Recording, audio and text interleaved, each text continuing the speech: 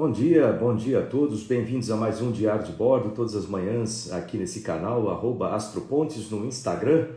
Aliás, já começo pedindo para que vocês se inscrevam nesse canal e passem essa informação do canal para outras pessoas também, assim como compartilhem os vídeos, são mais de 160 vídeos, agora mais de 170 vídeos já neste canal aqui, falando a respeito de assuntos diversos que vão de ciência, tecnologia, até política, né? Muita coisa a gente passa por aqui as informações para vocês. E participem também, não se esqueçam que as mensagens que vocês deixam aqui durante o ao vivo, elas acabam se perdendo quando eu gravo, né, o vídeo, quando eu salvo o vídeo. Mas então entre lá depois no vídeo também, deixe sua mensagem por lá. É muito interessante poder ter esse contato. Então um bom dia aí para a Márcia, para o Chagas, para o Jerry, a Sônia, para o Luiz, o Alessandro Lopes também, a Jane. Então, um bom dia aí a todos vocês que estão entrando aqui nesse novo episódio, dessa série, longa série, são mais de 160 vídeos do Diário de Bordo. Então, gente, hoje, conforme eu falei na semana passada, ontem eu falei a respeito de um dos programas do Ministério de Ciência, Tecnologia e Inovações e do Ministério de Comunicações, no tempo que eu era o ministro dessas duas pastas. Muita coisa foi feita, muita coisa errada tem sido falada a respeito disso pela própria ministra, que muitas vezes fala um monte de bobagem, que nada foi feito naquela época. Também ela não teve tempo de transição, né? Ela não teve tempo de transição, nunca falou comigo também, então provavelmente também quando ela chegou no ministério, ela tirou todo mundo, então ficou sem história, né? E esse é um erro de gestão que foi cometido aí, mas eu espero que o Ministério tome jeito, que vá para frente, que não fique aí um navio parado no oceano, né? Sem novos projetos e etc. Então, eu estou falando aqui a respeito dos projetos existentes, né? Que foram iniciados durante a minha gestão ou foram continuados, né? Lembrando que é importante numa gestão positiva, ética, profissional, quando você chega, você analisa os projetos que estavam sendo feitos pela gestão anterior e você alinha esses projetos nos seus eixos estratégicos de forma que o dinheiro público não seja perdido, né? Errada, né? Quando você chega num local, um novo ministério, uma presidência, alguma coisa, você pega todos os projetos que eram do governo anterior, você elimina aqueles projetos achando que tudo aquilo é ruim, justamente por um erro muito comum, que é o pessoal usar ideologia em vez do cérebro, né? Então,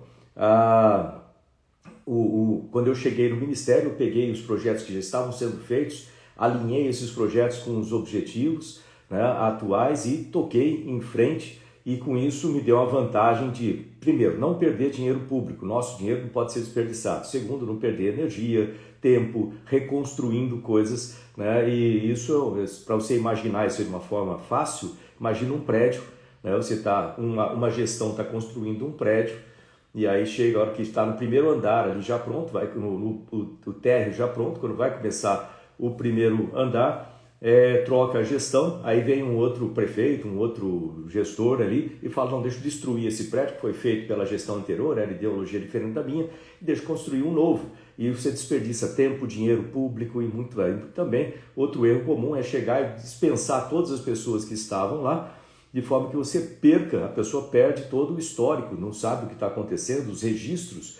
Eu procurei deixar no Ministério tudo registrado em termos de políticas, estratégias, etc., né? Tudo em forma de portarias, mas não é todo mundo que lê as portarias, né? Então, estou falando aqui dos projetos que nós desenvolvemos ao longo de 4 anos no Ministério de Ciência, Tecnologia, Inovações e de Comunicações. Ontem eu falei a respeito do projeto que era o programa MCTIC Conecta Brasil, né, que era a conexão por fibra ótica de todo o Nordeste, com 77 cidades no Nordeste, um backbone, que depois os backhauls eles vão para as diversas outras cidades, então acabam ampliando muito mais, em vez de só 77 cidades, e também o Norte conectado com 10 mil quilômetros de fibra ótica, mais o Centro-Oeste conectado com dois backbones de fibra ótica ali para a área rural, né, para levar conectividade para o campo.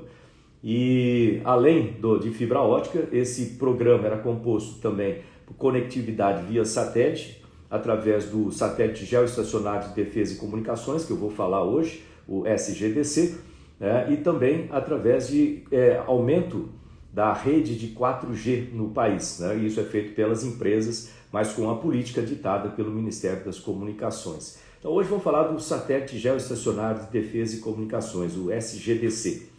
O que é esse satélite geoestacionário? Vamos começar por aí, que às vezes a gente fala satélite geoestacionário, como eu sou da área, a gente imagina que todo mundo sabe o que é um satélite geoestacionário, e não é assim. Então, deixa eu pegar um papel aqui, fazer um auxílio, né? Engenheiro, não tem jeito, a gente tem que usar desenho, papel, etc. Então, imagine o seguinte, você tem, eu estou desenhando aqui, falando, daqui a pouco eu mostro o desenho. Você tem a Terra, certo? E aí você tem as órbitas baixas, ou seja, proximidade da Terra, né, com certos satélites e sistemas em órbita baixa. E aí você tem, vamos botar lá atrás, como se fosse aqui a Lua, né? Lembrando que a Lua ela está aproximadamente a 385 mil quilômetros, né? 1000 quilômetros da Terra, né? Lá bem distante da Terra. E aí você tem no meio do caminho aqui, entre a Terra e a Lua, mais próximo da Terra, a aproximadamente 37 mil, né, 1000 quilômetros da Terra, você tem os satélites geoestacionários. Então é algo assim, tá? Não sei se vai dar para ver aí, esse negócio ele inverte a imagem também, fica meio esquisito, mas vamos lá. Então isso aqui é a Terra, certo? Aqui você tem os satélites de órbita baixa, que ficam aproximadamente entre 400 e 600 quilômetros da Terra. A Estação Espacial, por exemplo, fica a 400 quilômetros. É um satélite, né? Um satélite tripulado, mas é um satélite. E existem muitos satélites de constelação, por exemplo, da Starlink, né? Com um número muito grande de satélites para comunicações, que fica nessas órbitas baixas aqui. Então, vamos dizer assim, de 400 até 600, 700 quilômetros da Terra. A Lua está lá, né, a 385 mil quilômetros, está bem distante da Terra. E aqui você tem os satélites geoestacionários. Esses satélites geoestacionários são aproximadamente 37 mil quilômetros da Terra. Por que essa distância, né? Porque ele tem que ser geoestacionário. O que significa geoestacionário? Significa que ele fica olhando para uma área da Terra o tempo todo. Se você olhar por cima, né? Então vamos lá, um outro desenho aqui. Agora estou olhando a Terra aqui por cima, né? O satélite está aqui, a Terra está girando lá e o satélite geoestacionário está ali a 37 mil quilômetros da Terra. Então é algo assim. Aqui está a Terra e a Terra está girando, né? Lembrando que ela gira sempre para o leste, né? Mas ela está girando aqui, que fica tudo ao contrário aí, né? E a 37 mil quilômetros da Terra você tem um satélite geoestacionário também orbitando a Terra, né? A 37 mil quilômetros da Terra. Por que essa distância? Porque se você calcular, né, a velocidade de rotação da Terra, a velocidade angular aqui de rotação, né, você vai ver que se esse satélite estiver a essa distância, a velocidade angular dele, para se manter nessa órbita, né, porque para ficar, você não pode ficar parado lá, senão você vai ser atraído pela gravidade da Terra e vai cair. Então, para você se manter nessa órbita, girando aqui ao redor da Terra, você vai ter uma velocidade que vai dar a velocidade angular igual à da Terra. Significa que o tempo todo esse satélite vai estar iluminando, vamos dizer assim, vai estar vendo a mesma parte da Terra, ou seja, a Terra vai girando e ele vai girando também exatamente na mesma velocidade angular. Então, deu para entender o porquê que é um satélite geograficamente estacionário. Então, geoestacionário, está sempre olhando para o mesmo lugar da Terra.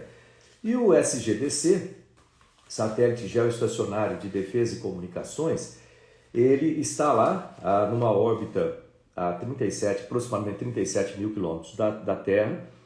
Ele é controlado aqui pelo Brasil né? Nós temos um centro de operações de satélites que fica aqui em Brasília, do lado do aeroporto de Brasília. Ali tem um prédio que ele tem uma parceria da Telebrás com o Comando da Aeronáutica, e esse prédio ele tem lá o centro de controle dos satélites nacionais, né? E o SGDC é controlado de lá, então tem muita gente que trabalha ali fazendo o controle. Lembrando que a posição desses satélites, né, está lá a 37 mil quilômetros, existem o que a gente chama de slots, né? São vamos dizer, volumes, espaços lá reservados para satélites de vários países. Então o Brasil tem um espaço de satélite lá reservado que é ocupado pelo SGDC. Né? Aí, sei lá, o Chile tem outro espaço ocupado por um satélite chileno e assim por diante, Argentina e tal. Esses espaços podem ser até negociados. Então você tem vários satélites nessa altura aproximadamente orbitando a Terra, olhando para os seus respectivos pontos de interesse, seja um país ou seja outra coisa. Então, e com isso, esse satélite ele tem que, de tempos em tempos, lembrando que, esse é um ponto importante, um satélite ele tem um tempo de vida. Ele tem um tempo de vida. A partir do momento que ele é lançado, começa a girar o reloginho, vamos dizer assim, do satélite, né? O tempo de vida dele. Porque para que ele se mantenha alinhado, né, apontando, vamos dizer, as suas antenas ou as suas câmeras, o que seja, para a Terra, ele tem que fazer esse controle de atitude, né? E além disso, de tempos em tempos, ele tem que fazer uma correção de órbita, lá ele está girando, mas lembrar que a Terra ainda está atraindo esse satélite, então, tecnicamente, ele vem aos poucos, né, com os erros de velocidade, com as reduções de velocidade, ele vem aos poucos caindo em direção à Terra. E, portanto, de tempos em tempos, ele tem que ser acelerado para que ele volte para a órbita normal, tem que fazer correções de órbita. Além disso, quando um satélite acaba o tempo de vida dele, que é dado pelo combustível interno, basicamente, você tem um combustível que para acionar certos pequenos foguetes ali nele, para fazer essas correções de órbita do satélite. Além disso, você tem energia para o satélite através de sol, né, com painéis solares que mantêm sistemas do satélite funcionando. E o que acontece? Aos poucos, esse combustível do satélite, além do próprio tempo de vida dos componentes eletrônicos do satélite ou qualquer outro tipo de componentes, ele vai perdendo a validade, vamos dizer, o combustível vai acabando, os componentes vão começar a falhar, e assim como um ser humano tem um tempo de vida, né? Os sistemas vão falhando, vai ficando mais velho e também o combustível vai acabando, vamos dizer assim. Então, o satélite também tem isso. Então, quando acaba o combustível, que geralmente é a primeira coisa que acaba, até antes dos sistemas, exceto que aconteça uma falha anterior, que os sistemas são duplicados ou triplicados de acordo com a criticidade do sistema, mas ele tem um tempo de vida útil. Quando acaba esse tempo de vida útil, o satélite fica morto. Vamos dizer assim, ele está lá no espaço, ele continua lá, mas agora você já não tem mais controle dele e ele está lá no espaço como um lixo espacial. Saibam que nós temos mais de 5.000 satélites no espaço mortos, vamos dizer assim, que são lixos espaciais. Então, para quem está pensando aí em algum tipo de tecnologia que possa ganhar muito dinheiro, se você quer ficar trilionário, invente uma maneira de recolher ou de orbitar ou trazer de volta para a Terra de forma controlada esses satélites mortos na nossa órbita do planeta Terra. Se você procurar num site da NASA, eu nunca lembro o nome desse centro, mas fica lá no Havaí, ele faz um monitoramento de todos esses corpos a partir de uma certa distância, a partir de um certo peso e massa e tamanho, ele monitora esses satélites todos. Então você tem lá um diagrama que é horrível quando você olha, você vê a Terra e vê aquele enxame em volta da Terra de satélites mortos. E esses satélites, eventualmente, eles vão caindo até o momento que eles vão reentrar na atmosfera e cair aqui. Portanto, se alguém inventar aí uma maneira de ir lá e resgatar esses satélites ou derrubar o satélite em cima de uma área desabitada, né, vai ganhar muito dinheiro. Isso é uma coisa que muita gente tem procurado durante bastante tempo, certo? Então, estou vendo alguém falando, o senhor está muito calado? Eu estou falando o tempo todo, como é que posso estar calado aqui? Se tiver algum erro alguém não estiver me ouvindo aí, me avisa, tá? Então, o que acontece? Esses satélites geoestacionários, você tem alguns satélites mortos também próximo da área dele. E esses satélites, eles ficam em órbita, mas como eles já não estão sendo controlados, às vezes o movimento deles obriga que os satélites que estão vivos, vamos dizer assim, controlados, façam certos desvios dos satélites mortos de tempos em tempos. E o nosso tem um problema desse, ele tem que ficar se desviando de um outro satélite que tem uma certa proximidade ali, então ele gasta mais combustível. Estou falando tudo isso para dizer tempo de vida útil do satélite. Então, como o satélite tem um tempo de vida útil, certo? Ele tem um custo associado. Aí que a gente tem que fazer as contas. Então, esse satélite, os SGDC, Satélite Geoestacionário de Defesa e Comunicações, ele foi adquirido pelo Brasil, né, com a França. Ele é um satélite de uma empresa francesa. Então, ele foi comprado lá por volta de 2016, né, por essa empresa e foi lançado em 2017. Mas ele foi comprado de uma empresa francesa a um custo, eu não lembro o valor exato, mas aproximadamente 2 bilhões de reais. 2 bilhões de reais. E aí, se você pegar, somar o custo, se você pegar esses 2 bilhões de reais e distribuir ao longo do tempo de vida do satélite, vamos supor que seja 5 anos, eu não lembro exatamente do SGDC quantos anos são, vamos supor que sejam 5 anos, você vai ter um valor, né, por dia do satélite. Quanto que custa esse satélite? Porque ele vai morrendo, né? Então, ou seja, você tinha aquele valor inicial de CAPEX ali e ao longo de 5 anos esse valor vai desaparecendo, até quando o satélite morrer é zero, né? Esse valor.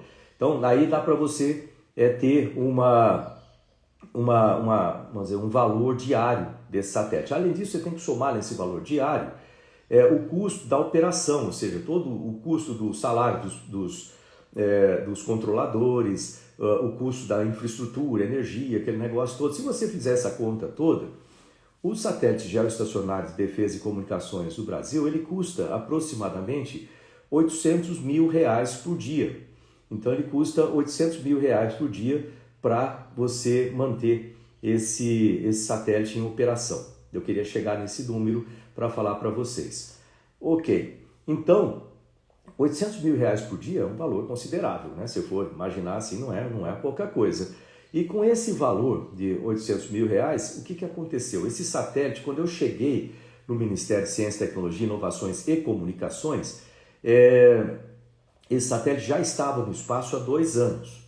E ele estava no espaço há 2 anos e ele tem a capacidade, esse satélite, de conectar. Ele tem 2 bandas, banda X, utilizado pela área militar, usando 30% da capacidade de transmissão do satélite, uma banda X, usada pela área militar, que estava bem usada, né? A Força Aérea, os outros comandos utilizando bastante, e 70% do satélite é para a área civil, para conexão com pequenas antenas no solo. E isso dá uma capacidade de 50 mil pontos. O satélite pode conectar no território nacional, exceto Fernando de Noronha, que fica um pouquinho fora da área. Eles têm que fazer um pequeno tilt no satélite para alcançar Fernando de Noronha, mas no território nacional, 50 mil pontos. Tá? Você pode conectar com a capacidade do satélite na banda KA, que é a área civil. Só que nós tínhamos, em vez de 50 mil pontos conectados, para utilizar isso, lembrando que estava gastando R$800 mil por dia, durante 2 anos já, nós tínhamos conectado só 12 pontos. É isso mesmo, 10, 11, 12, né? Quase dá para contar com a mão. Então, 12 pontos. Ou seja, ele não estava sendo utilizado na prática. De 50 mil, ele estava com 12 pontos conectados.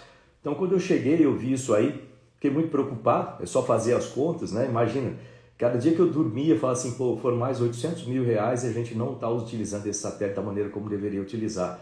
Portanto, eu apressei meu pessoal ali para ver o que estava acontecendo. Eu entrei no Ministério, né, lá em 1º de janeiro de 2019 e comecei a apertar de forma a descobrir o que estava segurando esse satélite. Ele tinha um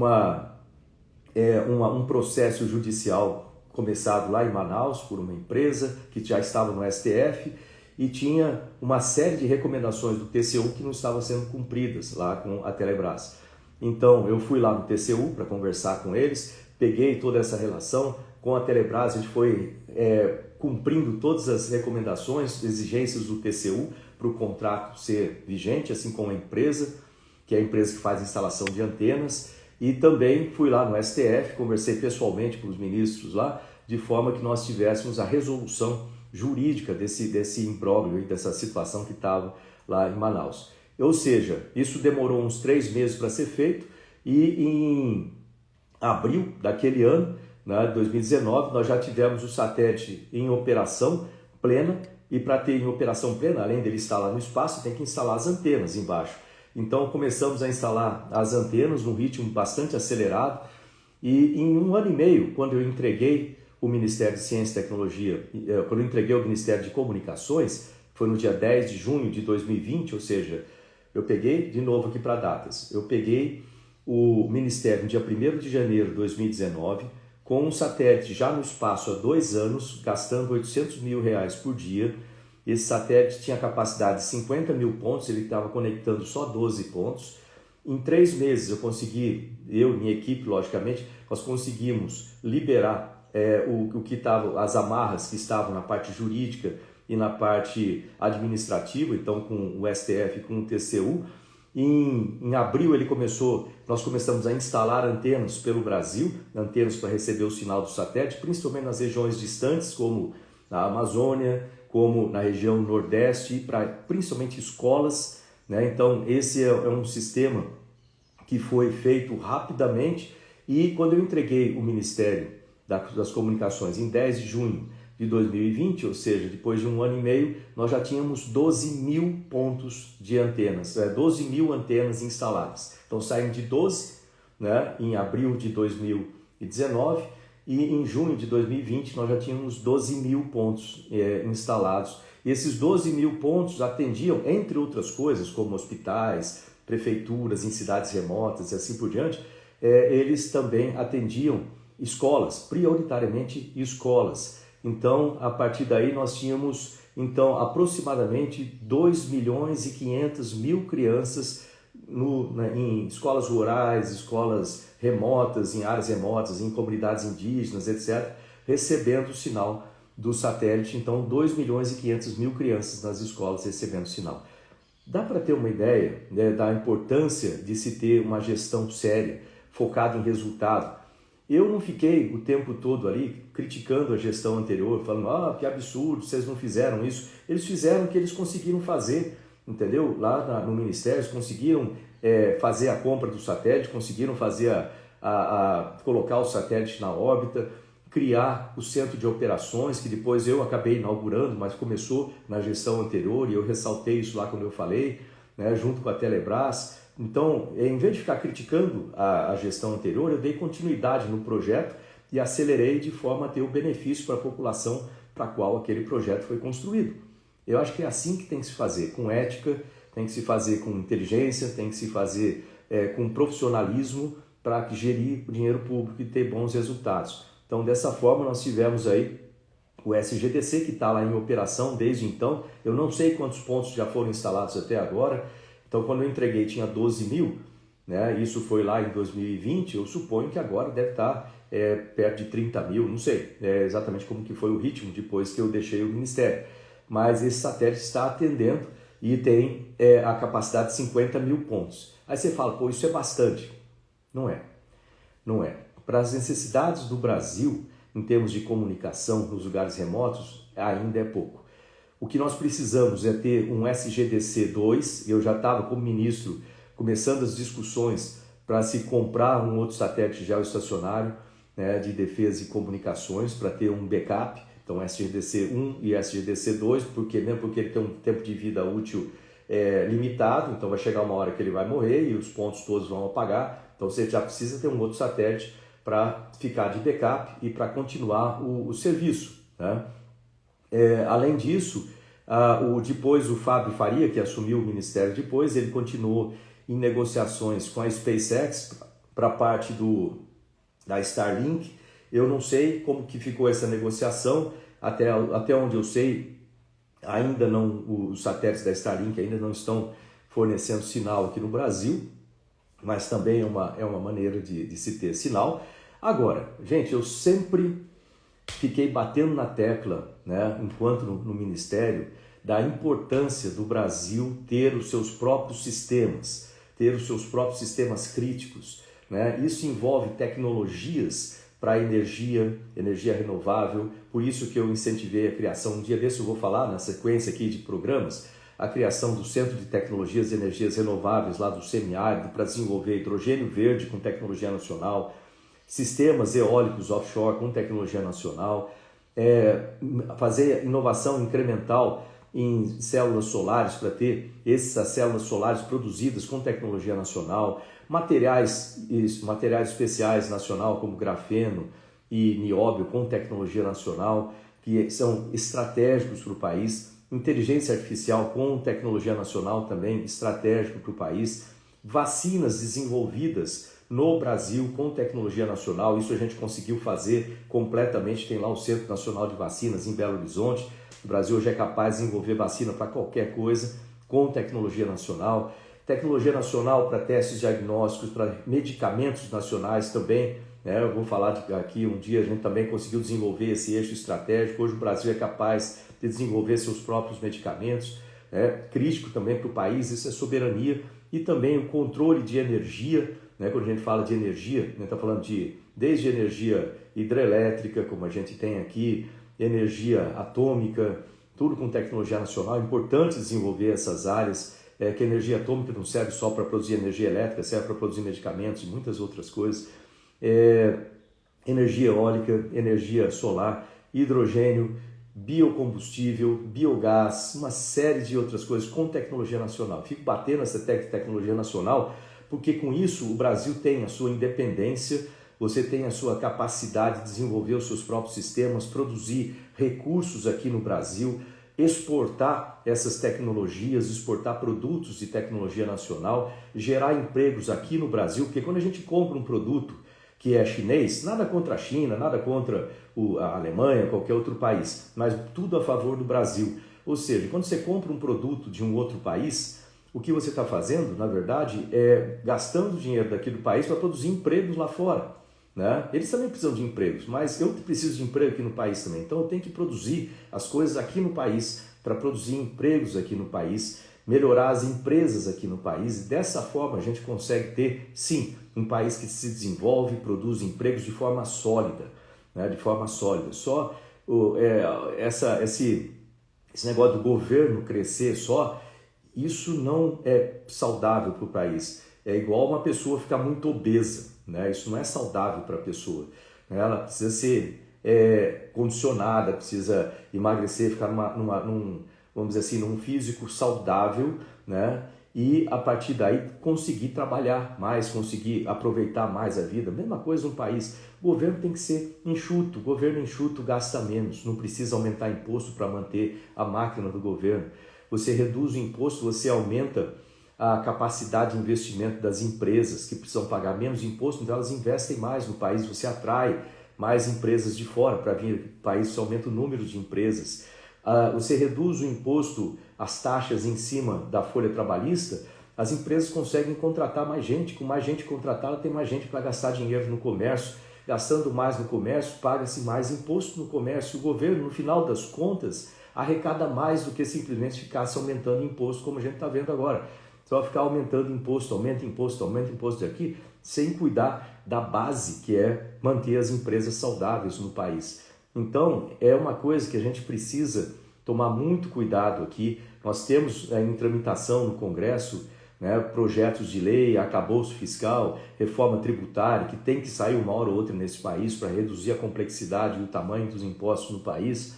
A gente precisa trabalhar isso aí, fazer essas grandes reformas e não atuar contra as reformas. Como agora, a gente tinha feito o marco legal do saneamento, então o marco funcionando 100%, já tinha atraído mais de 70 bilhões, acho que 72, 73 bilhões de reais do setor privado para melhorar o setor de saneamento básico no país, que é uma vergonha. O país tem mais da metade da população, ou seja, 130 milhões, 135 milhões de pessoas sem acesso à água potável, sem acesso a esgoto tratado, e mais da metade da população. Tu vai esperar que só o governo, com recursos públicos vindo de imposto, vai conseguir pagar a conta de ajustar tudo isso? Lógico que não. E isso é importante para a saúde da população, isso é importante para manter o sistema saudável, vamos dizer assim. E não, ao invés disso, o que o governo faz? Em vez de incentivar o marco para atrair mais dinheiro privado para resolver o problema, não. O governo vai e coloca decretos lá para tentar quebrar o marco legal das startups, para tentar ajudar, entre aspas, as estatais que até hoje estão tentando fazer um serviço, né, mas não conseguem fazer um bom serviço. Então, deixa o mercado para fazer a concorrência. Se você não gostar de uma empresa, você contrata outra empresa e assim por diante, como foi feito com as telecomunicações no país. Então, hoje nós temos várias empresas. Nenhuma delas tem um serviço perfeito, mas você consegue trocar, elas vão ter que disputar pelo melhor preço, pelo melhor serviço que vão oferecer, senão elas perdem cliente. Exatamente a mesma coisa que a gente tem que fazer no saneamento e não destruir o marco legal que foi votado por quase 600 representantes, são 81 senadores, 513 deputados que votaram e aprovaram o marco lá em junho de 2020, o marco já funcionando. Quando o governo vai e coloca decretos contra esse marco, o que ele está fazendo? Colocando uma insegurança jurídica em cima das empresas que vão parar de investir no sistema. Então, são coisas que você vê acontecendo, você fala assim, pô, não é possível que ninguém tenha um mínimo de bom senso para não fazer esses erros básicos assim com relação à condução de um país, né? E é importante que a gente tenha isso aí em mente, para que vocês acompanhem. Então, lá no Congresso, a gente está lá brigando para fazer com que isso funcione. Muitas vezes vocês não veem aqui a briga que a gente... vocês não estão vendo as brigas que a gente está tendo lá, né? E quando eu falo briga, não é brigar fisicamente, mas são as discussões, as argumentações que têm que ser feitas para manter isso aí. Quando a gente vai lá na tribuna e fala, né, eu costumo olhar muito para frente nas coisas, então muito antes, né, algumas semanas antes do governo colocar esses decretos no marco legal do saneamento, eu já tinha ido lá na tribuna do Senado para falar, para alertar, olha, cuidado que o governo está com essa ideia, não faça isso porque isso vai ser prejudicial para o país. Fizeram e está sendo prejudicial para o país. Né? Falei sobre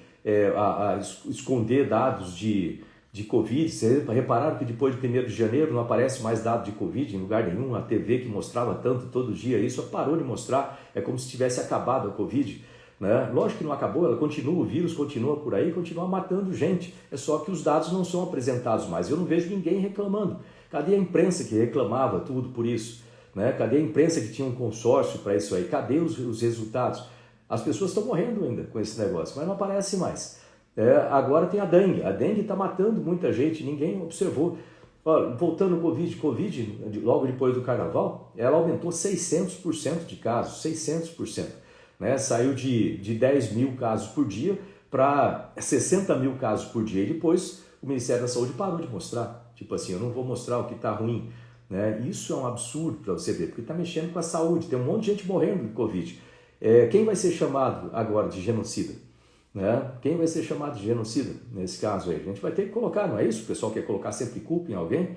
Então, quem vai ser chamado agora de genocida? A dengue tem um surto de dengue correndo. Vocês estão vendo isso por acaso? Está sendo mostrado isso aí? Não, mas tem um surto de dengue no país e já morreram muitas pessoas e vão morrer mais pessoas, porque não se mostra isso aí. E não se toma as atitudes necessárias. Eu estava lá outro dia na tribuna cobrando exatamente sobre isso aí. Aí eu tive até algumas críticas, o pessoal falou assim, pô, mas olha, tá tendo problema da CPMI, como é que você sobe na tribuna? Né? O pessoal daqui, como é que você sobe na tribuna para falar sobre dengue num momento tão importante como a CPMI? Vai falar isso para a família das pessoas que estão morrendo de dengue, se isso não é importante, entendeu? Tem que se tratar das coisas em paralelo. Um governo é muito grande, você tem que fazer as coisas todas em paralelo. Tem problema aqui? Continua a trabalhar nesse problema e trabalha nos outros também. Para isso que você tem todas as áreas para trabalhar em cada um dos setores do governo. Bom, já passou o meu tempo aqui. Então, hoje nós falamos aí a respeito do satélite geoestacionário de defesa e comunicações, mais um programa realizado na minha gestão no Ministério de Ciência, Tecnologia, Inovações e Comunicações, isso é da área de comunicações. E amanhã eu trago mais um programa feito durante a nossa gestão. Acompanhe o trabalho lá no Congresso também. Tem que cavar a informação, tem que entrar lá na TV Senado. Aqui eu apresento uma ou outra coisa que está sendo feita, mas não dá para falar de tudo. Nós temos essa semana a análise de um monte de vetos. Nós temos um projeto correndo lá na Câmara, não está no Senado ainda, um projeto que eu não gosto da ideia, que é um projeto que basicamente traz uma certa censura as redes sociais e isso não funciona dessa forma. Vocês já sabem a minha opinião, que eu já falei aqui sobre isso, mas quando chegar no Senado a gente vai discutir sobre esse assunto e não se pode censurar conteúdo. Se a gente vive numa democracia, isso foi tão falado, né? A gente fala de atos antidemocráticos, a gente defende a democracia, defendemos a democracia e dentro da democracia está defender a liberdade da população, liberdade das pessoas de expressão, liberdade de manifestação, liberdade de imprensa. Então a gente vai estar lá brigando para defender as nossas liberdades, tá ok? Acompanhem por lá. Grande abraço a vocês, né? Uma ótima terça-feira, né? Só lembrando, hoje é dia 25 de abril de 2023, amanhã eu estou de volta com o Diário de Bordo, começando, o horário não é muito fixo não, porque depende de outros fatores, entre 7h30 e 8 horas aproximadamente a gente começa, mas fique ligado, bota no sininho aí que você vai ver a hora que eu entrar ao vivo. Não esqueça de se inscrever no canal @astropontes no Instagram, passar esse canal para as outras pessoas, assim como compartilhar os mais de 160 vídeos que existem nessa série aqui do Diário de Bordo. Tá ok, gente? Um grande abraço aí, ótima terça-feira, vejo vocês amanhã de volta.